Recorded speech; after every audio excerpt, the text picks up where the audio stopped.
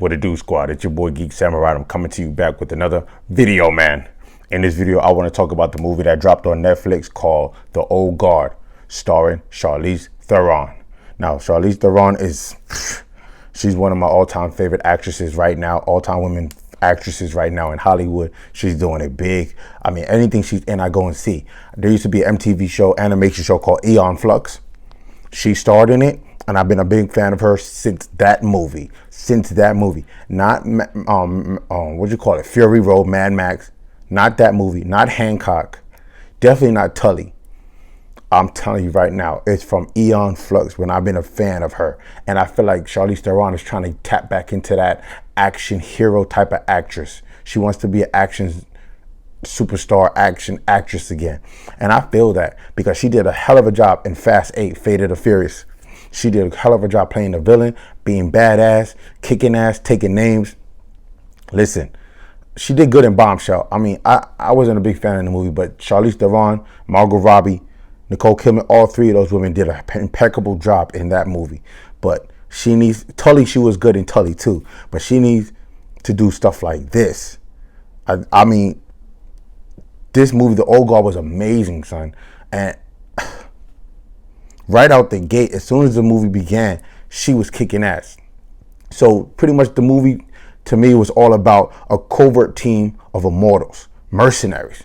They're supposed to be being exposed. So they get tricked into going on I guess, like a survival, trying to extract a hostage situation, played by, I'm not even going to butcher his name because I'm going to butcher it so bad.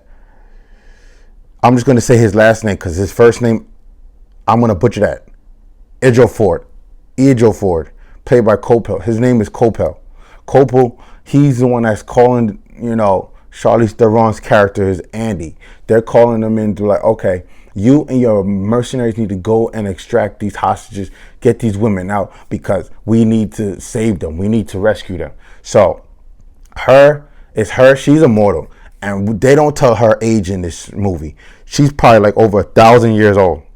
Or maybe over 800 years old, give or take. I think her name is Andy the Warrior or something like that. She's a warrior princess, a warrior goddess who's been living on this earth for all eternity, and she cannot die. Her and a band of mercenaries cannot die.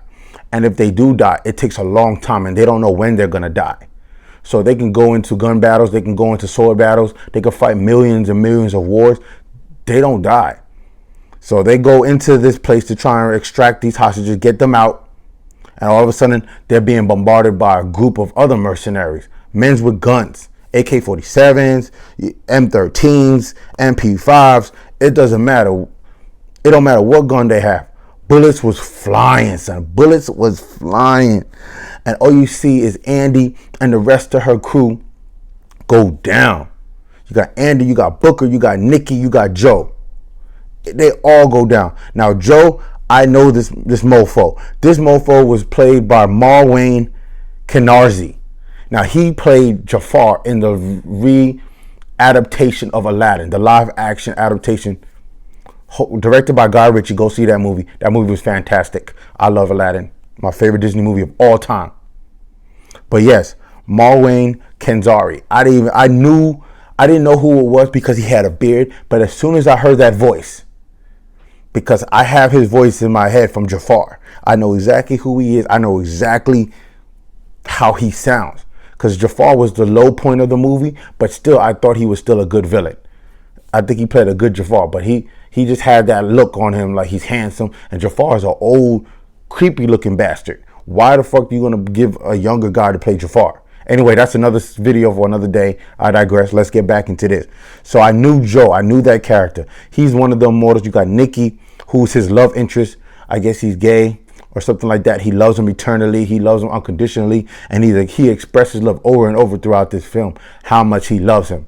So it's Joe, Nikki, Booker, and Andy. They all go down in the glory of bullets, a blaze of bullets, shooting them all up. They all go down and they do die. And they heal very fast. So they actually do come back. So we see all the other mercenaries walk away. Yeah, good job, guys. Dapping each other up. Good job. You killed them. Blah, blah, blah, blah, blah. And all of a sudden, you see Andy's eyes Just it look like her pupils get smaller and then they get back. They expand and get bigger. So she comes back alive. Booker starts to get his breath back. You see the bullets coming out of their head. Nikki and Joe come back to life. And you just see them all get up, grab their weapons, and they're ready to go ham. And all of a sudden, you see all the other mercenaries who took them out. You see them turn their heads and like, oh my gosh, what the fuck? What the fuck is going on? They're alive, what? And all this is being recorded. Copley, I'm butchering that name, I don't give a fuck. Anyway, he's recording them while this is going on because he wanted to see if this is true. Are they immortal? Are they fake? Because what he wants to do, he's working with a guy named Merrick Pharmaceuticals. Now, the owner of that, they're trying to come up with ways to cure cancer, make sure that people don't get Alzheimer's, dementia, whatever it is. They want to be able to save human life and let them live as long as they can. And if they do die for old age, not from a disease or a plague that affects their body and kills them off. So he's recording in a secret camera to see if the myth is true that these are immortal beings. Come to find out they are, because let me tell you, they grab their swords.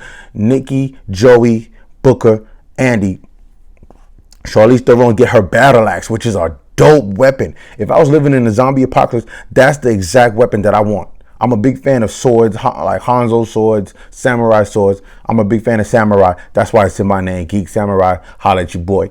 Anyway, she grabs this sexy ass battle axe. I love it, man. It look like she, all the wars that she's been in, she always fought with an axe. It don't matter what type of axe it is. She just love axe. A battle axe is her favorite weapon. So now she got this, it looked like a symmetrical, semicircle battle axe that looks so dope. It's in the poster of the movie. It's in the trailers. This axe is amazing. I'm just head over heels for this weapon. So she goes ham, starts taking out dudes, shooting them with her 9mm pistol. Once the bullets ran out, she takes that battle axe and just goes ballistic. All 4 of them kill everybody in that room. And then after everybody's confirmed dead, she goes up and said, no. She talks to her crew. No, this was a setup. There's nobody that we need to rescue or extract. We're being watched. And she takes her battle axe and destroys that camera. So good. So now they go back to their rendezvous point. They're trying to get on a train. They're trying to get up out of here. They want to go back to their hideout so they don't get seen, because now they're going to have people coming after them. And they just want to get the hell up out of there, go to their hideout, and just, I guess, be non-existent for another decade or another century. It's crazy. So now they're starting to go to sleep. They're tired from their fight. They're tired from being wounded and everything. They finally go to sleep. But what they have, now this is how these 4 people came together and they paired up as a team. They have dreams about each other, and they know that somebody else is immortal just like them. So they have dreams and they see that person, where they are, what they look like, what's their occupation, what's going on around them at that moment. So now they're all 4 of them are tired, going to sleep. They finally have a vision or a dream about another girl named Nile, played by Kiki Lane. Now this girl, she's badass. Let me tell you, she's a Marine. She's kicking ass. She's actually on a co-op mission right now, trying to ransack Afghanistan, trying to go up in there and save all these women.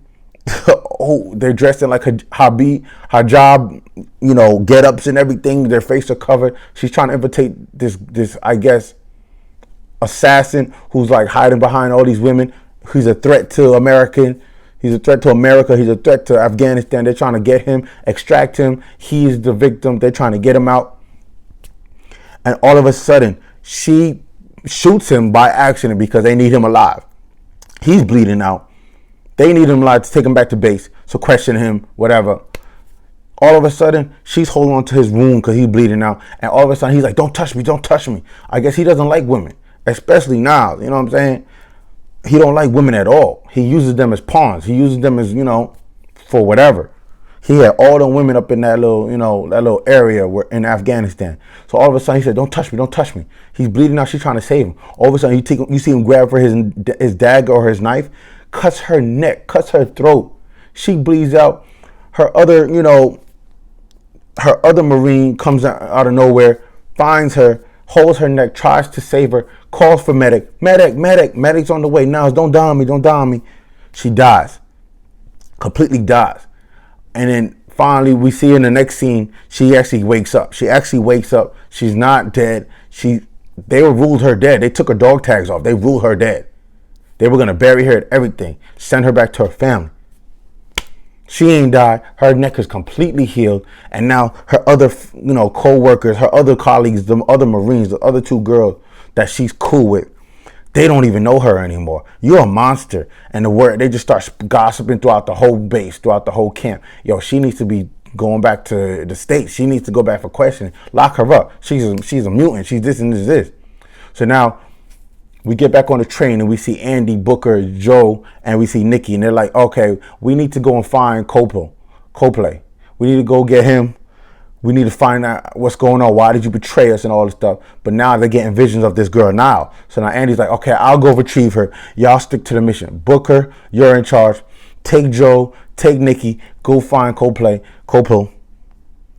and go and find out what's going on. Why did you betray us? What's going on?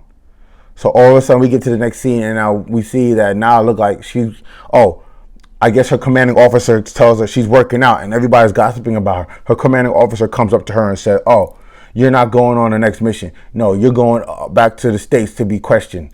And it looked like they're going to imprison her and run her for tests because Merrick is looking for these kind of people. So Andy comes out at the right time when Niles has her bags packed and she's ready to go on the plane back to the States. Andy comes out of nowhere, beats up 3 of the commanding officers, beats them up, knocks them out.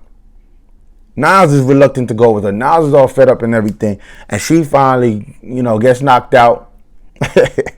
Andy had to kick her ass a little bit, you know what I'm saying? Knocks her out, takes her, steals one of the Hummers, the Army Hummers, and she's driving back to the checkpoint, the hideout where Booker and the rest of them will be at. And in the meantime, while she's trying to get back to the hideout, she's in a hurry. Here comes Niles jumping out of the back of the Hummer. Like, come on, bro. Are you serious? Why you gotta be a freaking pain in the ass? So she's there. So now Andy stops the Hummer, gets out.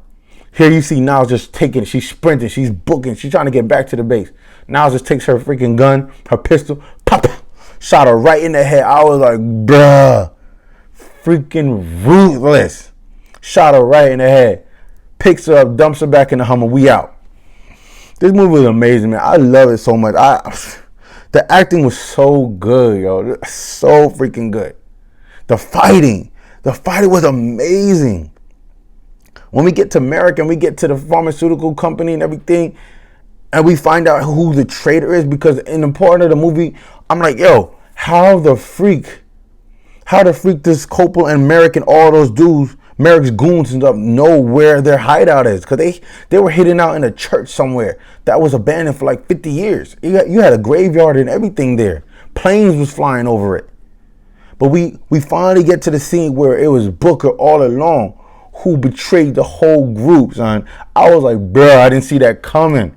Because I'm like, yo, how the freak does Copley and freaking Merrick track them where they are? How does he know? It was Booker.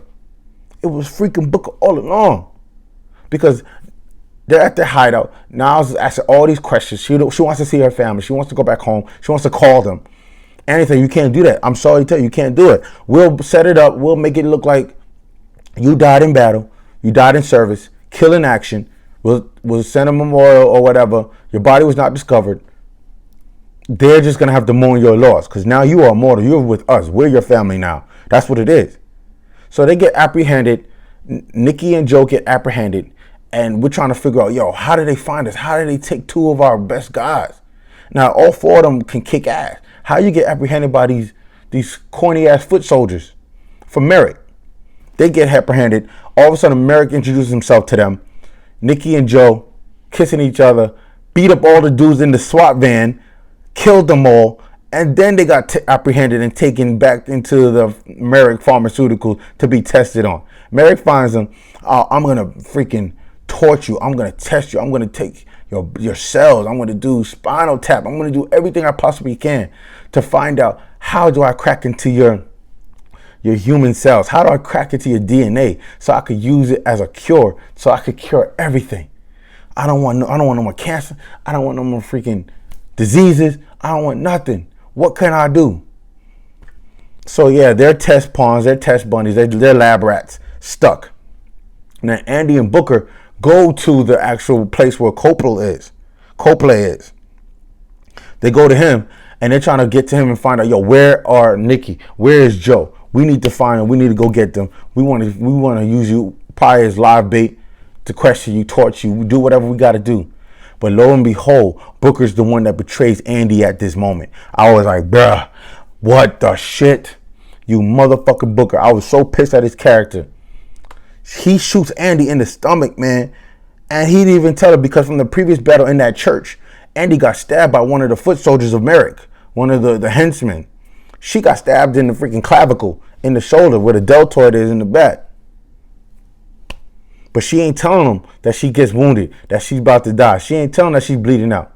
So he shoots her with his bullet, and he's thinking that she's going to heal. He's thinking that she's going to be all right. Lo and behold, here comes Merrick. Going to apprehend Booker, going to apprehend her. He uses some kind of medication to shoot in the neck, knocks him out. Look like a horse tranquilizer, something that's very strong and potent, knocks him out. Bam! Takes him to the lab where Nikki is, where Joe is. And now it's up to Niles to rescue all four of them. And she does. Because she has Andy's battle axe. She has her own gun ready to go savage. Now, this is when she gets to Merrick's pharmaceutical. Now, this is where Merrick has cameras everywhere. And now he noticed that there's another one. There is another one. And we need to use her, because now that Andy is not immortal no more, he needs to capture Niles, because she's the youngest one. So she might live for decades. She might live for years. I need to capture her. All the henchmen, everybody tries to get Niles. Niles actually kills them real easy. She gets shot 2 times in the chest, goes down. Bruh. Fakes her death. Once they get closer to her, takes them all out. She leaves. She has I guess like a guitar case with Andy's battle axe in it. She leaves it on the side and tries to go and retrieve everybody. She releases them, gets them out, and here you see Merrick's sneaky ass while Niles is battling. Here comes Merrick's sneaky ass, and he pisses me off. He's a son of a bitch. He pissed me off. Just looking at his smug face made me want to beat his ass. He just got that face that you just want to punch. Merrick's weasel ass, bitch ass. I'm telling you, he takes Andy's battle axe, opens it up, sees that, oh my gosh, this weapon is like of the gods. If I can own this weapon and I can get her immortality, then I can use it for myself. It's not for me just to get rich, but I could be immortal. Dumbass. Niles saves them. Everybody, Booker, Nikki, Joe, Niles, they all protecting Andy to try and get up out of there, because Andy's not immortal no more. She can die, but she still knows how to fight and kick ass. But she don't want to get hit with any bullets. She don't want to get stabbed with any knives. So they all gang around her and they finally get up out of there. And let me tell you, the scene that I love so much was when Niles finally gets a hold of Merrick. Everybody's taken out except for Copley, because Copley is there just to be there to help them out in any way possible. But they finally get to Merrick, and yo, all you see is just rush this dude Merrick, and they go right through the glass, bang, land on a car. They go all the way down, drop down where there's a car parked on the street, bruh. Go right through the freaking roof of that car. Freaking Merrick is instantly dead. Niles is all freaking distorted, broken bones, broken neck, wrists, everything.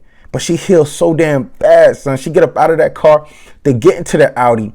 Now Andy's the one that's driving. They get away. They're going to go meet up with Coppola so they can clear their names, so they can get everything erased from the database, so they can actually move on with their lives. And I love the ending of this, because the ending of this was so fantastic. There was a story that freaking Andy told about another partner that she had, another immortal. And her name was Gwyneth.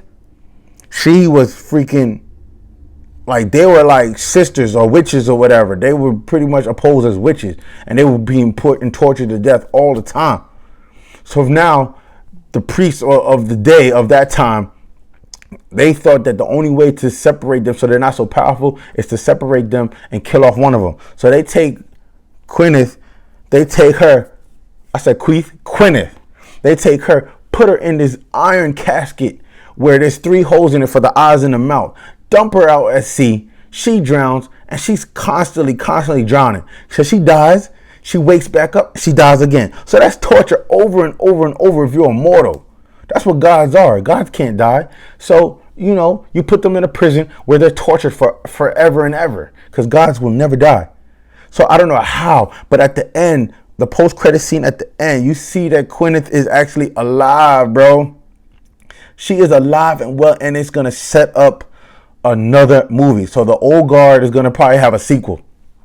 Most likely it's gonna have a sequel, and we're gonna see Gwyneth link back up with Andy, and she's gonna probably like go after Andy. I'm predicting it right now, squad. She's gonna go after Andy, and she's gonna try and kill her. Why didn't you save me? I did everything for you. I fought by your side. We were almost lovers, and I'm pretty sure they were lovers at one point. They didn't talk about that, but I'm pretty sure that they were lovers. I want to see. I cannot wait. This is gonna be a franchise, man, like the John Wick series. This is what Charlize Theron has been setting up, because I'm pretty sure this movie was going to come out in theaters. But because of the COVID, because of the pandemic, they dropped it on Netflix. And this is the time where everybody's stuck at home watching TV. Why not put it on Netflix and make that money? This movie over this weekend is going to be #1 on Netflix. That's a fact. That is a fact. Because for the past few weeks or few months, there's been other movies that's been #1 on Netflix. Movies that we haven't even seen trailers for or promotions for. So I believe this movie is going to be #1. And this is a comic book. This is from a comic book. I forgot the guy who actually designed the comic book. I don't remember his name. But yeah, this is a freaking comic book, squad. And it was fantastic. Go watch this movie. If you have nothing better to do, if you have nowhere to go, well, you shouldn't have nowhere to go because everything is locked down. Go see this movie, squad, because it is fantastic. I'm going to give it a 9 out of 10 bruhs. Straight up. That's my rating. I have a bruh scale from 1 to 10. I give it 9 out of 10 bruhs. Because there were some low points in the movie, but all in all, I enjoyed it. I enjoyed the story. To me, it wasn't stale. There were some low points in the movie. I did name some of them, but not all. But for the most part, I talked about the high points of the movie. The story was great. The action is fantastic. You will love it. Go see it because Charlize Theron is amazing. Ugh. One of my favorite actresses in Hollywood today. Go see this movie, squad. Let me know what y'all think and leave your comments in the comment section below. Now, I'm about to get out of here, but y'all already know what to do. Like, subscribe, and share the Geek Samurai. And until next time, I'll catch you in the next video. Peace.